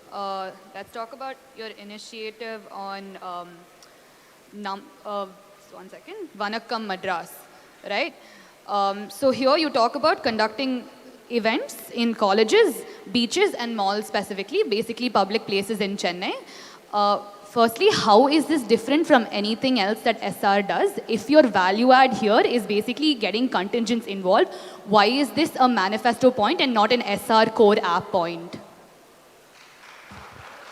So one thing that I firmly believe is that since I'm an aspiring cultural secretary, all the work, all the course and their purview of work that comes under, I can make or I can suggest changes in their work and their sphere also to make sure it is aligning to my vision. So my vision for Sarang is to make Sarang the festival of Chennai, Namma Uru Namma Fest, to make Sarang the festival of Chennai.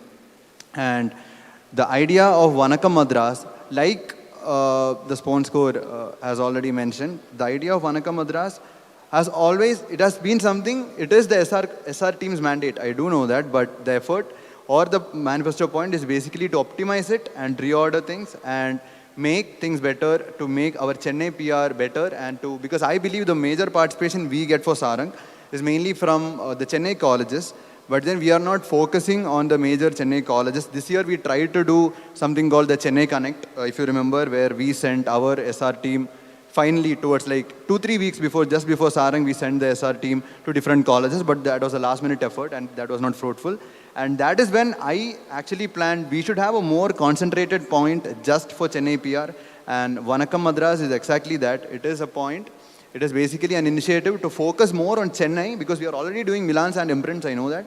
We are doing, and we are focusing only on some Chennai colleges. Vanakkam Madras is basically to focus more on Chennai, the hotspots in Chennai and all the happening areas in Chennai, and most importantly, the more colleges in Chennai, so that we get more footfall. Can you take me through the procedure of how you will get permissions for, let's say, a lantern festival that you've mentioned in your manifesto itself? Just the procedure. So the procedure for a lantern festival or maybe a flash mob that is happening in a public place is to get feasibility from the commissioner. And for other things like doing activities, PR stunts and gimmicks in colleges, it is basically talking to that college admin, which we have already done. And to do it in cafes and other restaurants, we already have a clause in our MOU with all these caterers that Sarang is allowed to do promotional activity in their space. So it won't be a problem for us to do all these PR events in these public places. Okay. Yeah, I would request the election managers to take the mic towards the GSP. Till then, I want to ask you a question as an SEC Chief Commissioner. So, okay. Let's say, both of you tomorrow become cultural secretary. Let's imagine, right? You both of you become, right? And then as an SECC, right? The SECC sends both of you a mail regarding some verdict. A case was filed against you, right? And then there is a verdict against you as a cultural affairs secretary. But you choose not to follow it. You choose not to follow it. So how will you approach SECC and inform us that I choose not to follow it? Kindly note that this verdict is in public. It's in GSB. I've sent the verdict in the GSB and you can see it there. But now you choose and you feel that I don't want to follow it. So what is the procedure or mechanism to not follow it, and what is the procedure to, go for another way around? That if you don't want to follow it, then what can you do?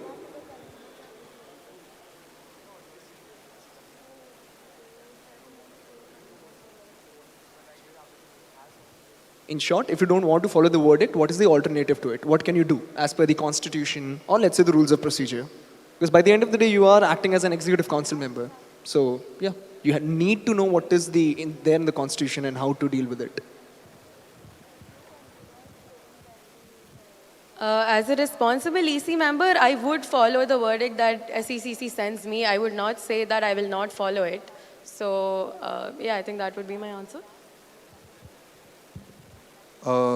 Yeah, so I believe that as a responsible EC member, a cultural secretary, the first priority will be to follow the verdict that SEC is sending.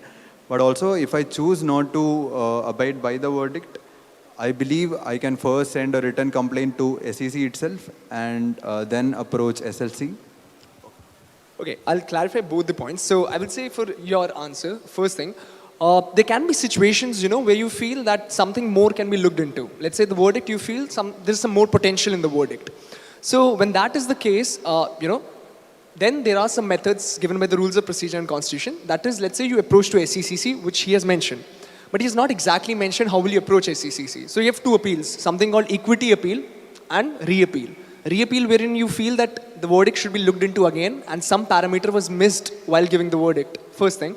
And equity appeal is where you feel the demographic structure of the decision-making body is inappropriate, or you feel someone else should be added, someone else should be removed. That is there.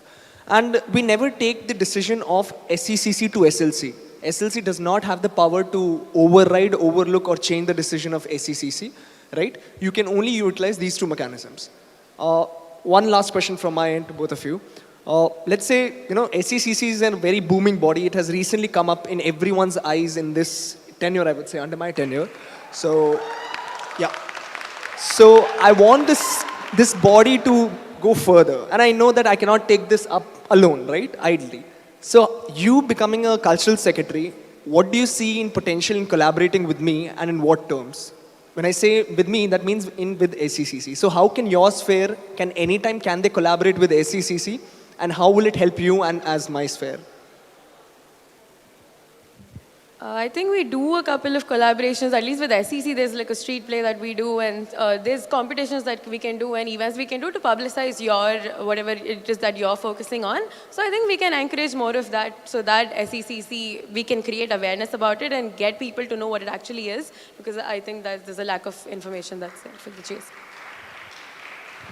Yeah, so Sangam has already been doing collaborations with SEC, but that is just the cultural side of it. If you take the other side, which is basically helping SEC work better and work more efficiently, I think leaving the Sangam apart, taking only the EC part as a secretary and one of the secretaries in the EC, what I should do is I should help SEC perform better or get more people to poll during elections. That is one thing that I believe SEC actually wants, because right now we have only 5,000, I think 5,000 to 4,000 to 5,000, I believe is like the polling number we have out of the 10,000, 12,000 people in this college. So I believe apart from the Sangam and the arts perspective, as a secretary in EC, I should also help SEC in getting more polling percentage and to make sure more people are voting, because that is their right, and I should do more promotion and more, let's say, making sure I'm doing my part and giving that exposure to SEC and to GSB members so that they poll more.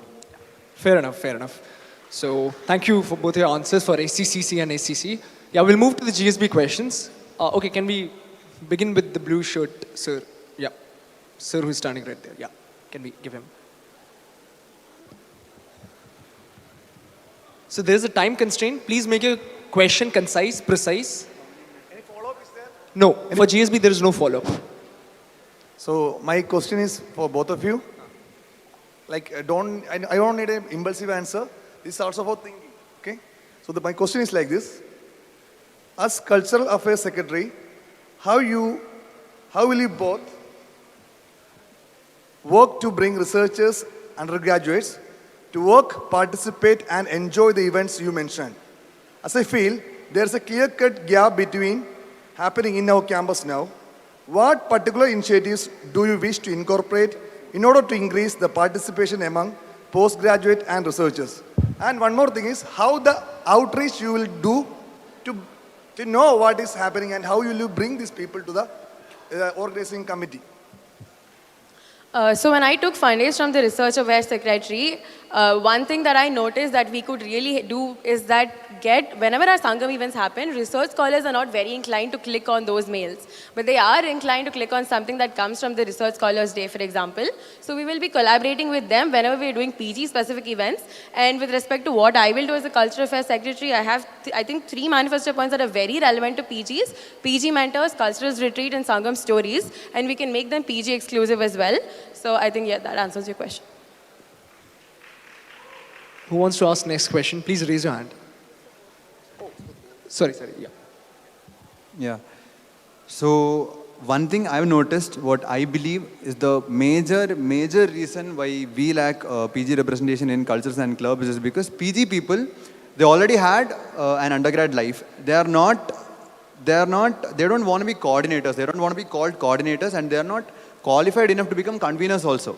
That is why we need to find a different position or a different designation for the PG people, because they can't be coordinators, they can't be conveners also. That's why I have brought my idea of a PG advisory board, where we will be selecting PG people based on their involvement, based on their app, and also how talented they are, and we'll be instituting a PG advisory board, which will also be a two-way channel of communication where we can communicate our initiatives and everything to the PG people. And the PG people can also raise their concern, and we can get to know more about what kind of events they want and what time of the year they are free, because they follow a different calendar.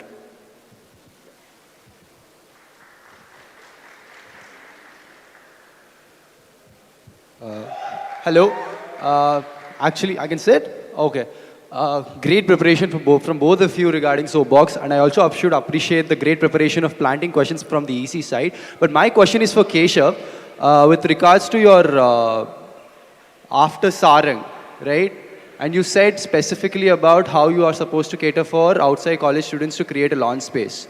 Being an event score, as a ratified event score, you should be part of SteerCom and should understand that SteerCom highly suggests that people of outside the institute should leave Insti after pro shows are done. So I am asking, how are you doing it and why are you doing it? Basically, your question, hi. Your question is about why I'm doing it and how I'm doing it. So, like I said, the why part I have answered several times is because there are a lot of colleges and a lot of people who are attending Sarang are complaining. So we have talked to CSO and DSO, and we have got feasibility, so we are allowed to do the after party event, which will be happening after pro shows. And pro shows, ideally, we should end by 10. If we make sure that is happening, we have ample time to make sure this is also happening. So like I said, the incentive, the why is basically because a lot of colleges and a lot of attendees of Sarang have been complaining about this, and the how is clearly mentioned in the feasibility report.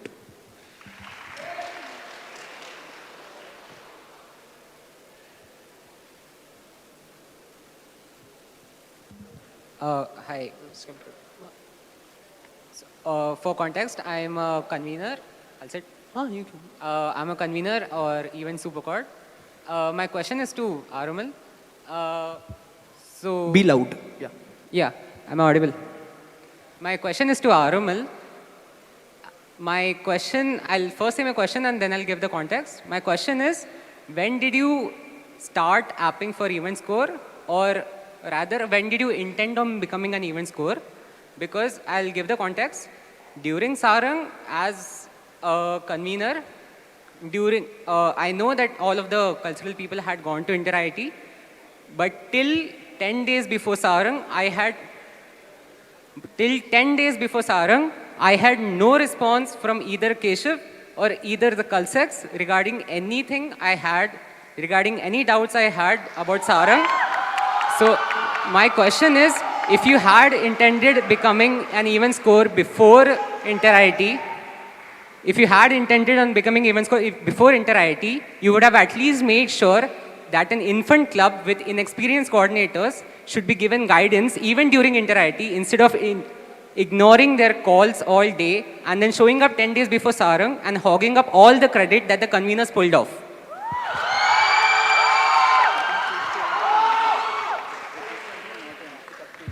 My question is, when did you intend on becoming an event score? The commissioner has said I can choose to answer and not to answer, but I want to answer. Because he has been one of my favorite conveners. We have worked a lot together, and even though you are not acknowledging it, the pro-shows people and the spawns people sitting here might acknowledge the fact that I've worked more than enough for your club. But again, I understand where this is coming from. So, your question is when I intended to become an event score. So, the answer is, when the formal lapping was happening when I was in my third year, I never intended to become an event score. I wanted to be a cultural outreach committee head because I thought that Sangam as a sphere and Sangam's PR needs to be better, and I apt for cultural outreach committee head. I got into cultural outreach committee and I made sure enough changes are made. Then, like we know, things happened and I decided to work for 3 people, and that is when I decided to app for event score, submitted my app, had my interview done, got ratified and become an event score. Yeah, can we give the mic to that yellow ma'am? Yeah.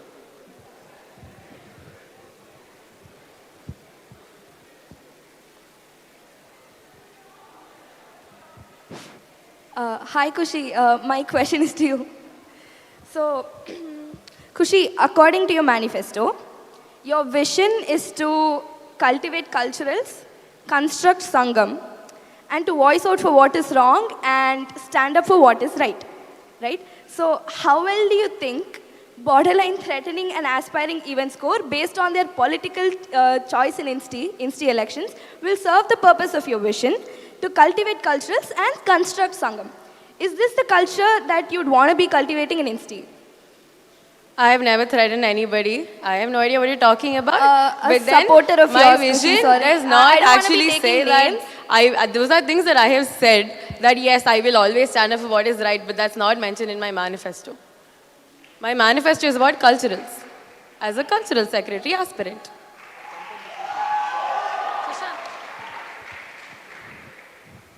Yeah. Orange. Yeah. Hi. So, I'm also a convener, but first off, I'd like to appreciate both of you because Kushi was there when we were ideating, Keshav was there when we were executing things. But my question is very direct. How will your hiring policy work, especially for Kushi? Because as someone who had been a target of your hiring policy wherein I was purely denied my convener selection simply because I refused to be cooperative.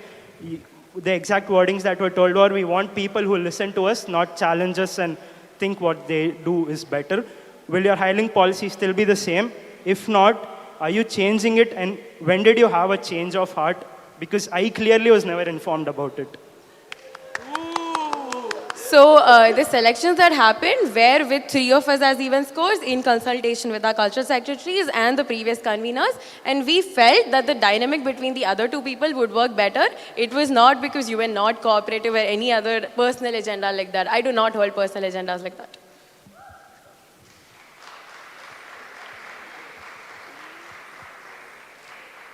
Yeah.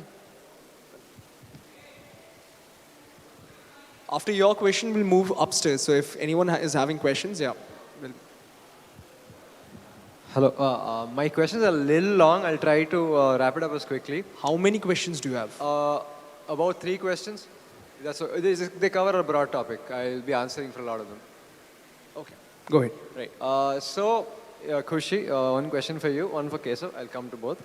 You say you stand for right methods rather than easy. Was quitting your position a score which left conveners helpless the right way or the easy way for you? And was seeking our support by quitting the cultural sphere and make it fall down so your workplace abuse gets out instead of caring about our ambitions as conveners who needed your help when we needed most, right? So was that easy or was that right? Move to the second question. What? Move to the second Second question. question for Keshav. The golden ticket thing has some loopholes. How will you obtain these sponsors, and why would the cultural events entertain this for IITM students especially? Arranging the transportation and getting the tickets would require budgeting and manpower. Who is going to do this? Then I have a common question for both. Stop. Okay. So, leaving and being forced to resign was the most difficult decision after a 2.5-month fun day process, 50-page app, and a 12-hour interview. It was the most difficult thing I had to do in my life. And I came back to contest for cultural secretary because I truly care about this fear and what will happen to it. So yes, it was the right thing to do, but it was the most difficult thing to do. I'm really sorry for both the conveners who have raised that incident. Really sorry for what happened to you. But again, answering Kaivalya's question of golden tickets feasibility. After I have made my manifesto itself, almost 2 organizations have reached out to Sangam's DMs, not even mail, stating that they are more than happy to allow discounted tickets for Sangam people. Recently, a stand-up crew has reached out and said that they are willing to give discounted tickets for IITM students. So this is something that is possible and that has happened before to last year's Sarang team. So one thing, and also about the transportation based on the number of people we are selecting, which will differ according to a case-to-case basis. Transportation can also be arranged, and when I have inquired, one bus or like one vehicle to take at least like 50 to 60 people all the way to the place venue where this is happening, it will cost only around 8K or 9K for and return. So that won't be a problem in terms of budget, the transportation. Okay, I have one last common question. No. Because of time constraint, I need to give other people chances. Just take 2 minutes, please. No, It's please. kind of very important for everyone in Sarang. It's really important. I'm pretty sure I'll be speaking for the coordinators here too. Like, we always getting overworked. See, for me, all questions are equally important. So, as per my rules, every GSP member should get 1 chance to ask a question. I gave you, in fact, 2 chances to ask a question. That is fair enough. Okay, Please. thank you. Yeah, can we give to... Yeah, and then we'll move up. We have to move up. Hello. My question is to both Keshav and Kushi. And I think a good few people will know where my question is coming from, including some people that are on the other side with the power to scrutinize and ask multiple questions. As a Culsec, how do you plan to combat nepotism and favoritism in selection of Sarang teams and Sarang contingents, and maintaining equality and basic professionalism throughout the application process? Because whether silently or openly, it is definitely happening, and such elitist behavior really affects the juniors. Who wants to begin? As a cultural secretary, I'll work much better than my predecessors. So I will be ensuring through the contingent heads that this kind of favoritism or nepotism that you're referring to, and I'm so sorry that you had to go through that, will not be repeating again. One way how we can make sure that nepotism is not happening is through expert mentorship, and if the selection for the contingent is done by the expert rather than a person who is involved in the contingent or a student. So one way how we can make sure this nepotism is not happening is through involving people outside the contingent for the selection, and that is something I make sure will happen through my initiatives of contingent bootcamp and contingent main camp. That is something I can promise. So we'll try to take questions from upstairs. Yeah, can we have... Yeah. I'll take 2 questions from here, 2 questions from here, and then we'll end it. Okay, hi, I'm from Choreo. Yeah, make sure you... yeah. Can I? Yeah.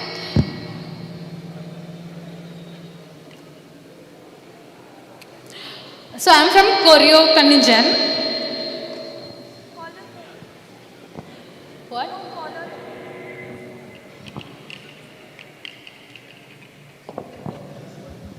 Hello? Stay away from the Hi, I'm from Choreo Cultural Contingent. So we had 2 concerns today. One was a mess issue, which is already addressed today, so I'm not reiterating it. Second is the venue issue. So I don't know whether you both know, we as a contingent had to practice on literally on streets, like during the Shastra events, because we didn't get a venue to practice for Sarang. So we want to make sure that this won't happen again. Like the previous cultural affairs secretaries has already promised us that Gymkhana 2 will be having a choreo space. But then, I don't know, we just want a reassurance from you both. It's a common question. And also to bring to notice, all other IITs have a choreo room where the choreo team practices. We don't have it, and we literally don't, at times we are on streets. So I just want you to address that.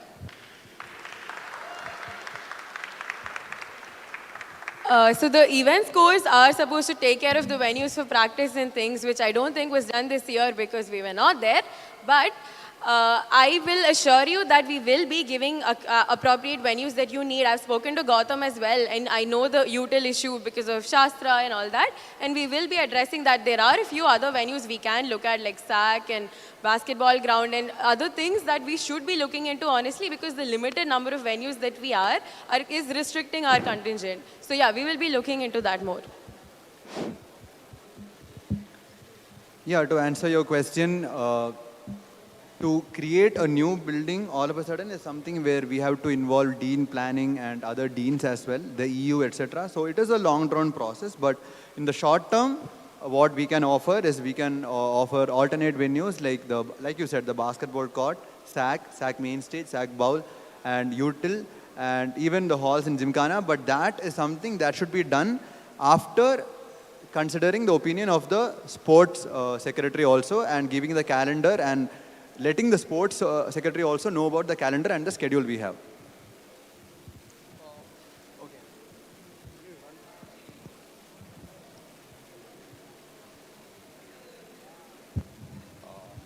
Yeah, so about new sports complex, I don't think any space for culturals has been promised there. But one thing is, since badminton courts are moving there, you can use SAC probably.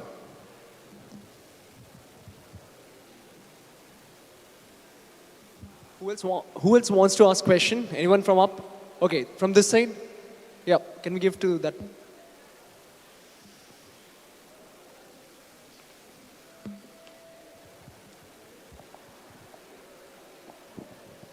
So as both of you are aware, I am a comedy club coordinator as well as a contingent member, and I have spoken to both of you regarding the various situations that had taken place and that impeded the working of both the club and the contingent. So as a CulSec, what would you guys do to prevent such issues from happening in the future?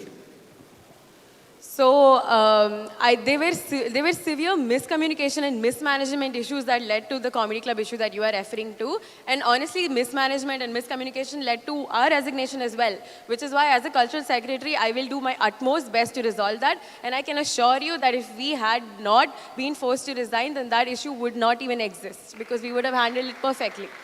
It is a simple meeting that was required. Rather than giving a very abstract answer and promises, something that I will bring forward is already we have a complaints form that is there in Sangam for all the members of Sangam.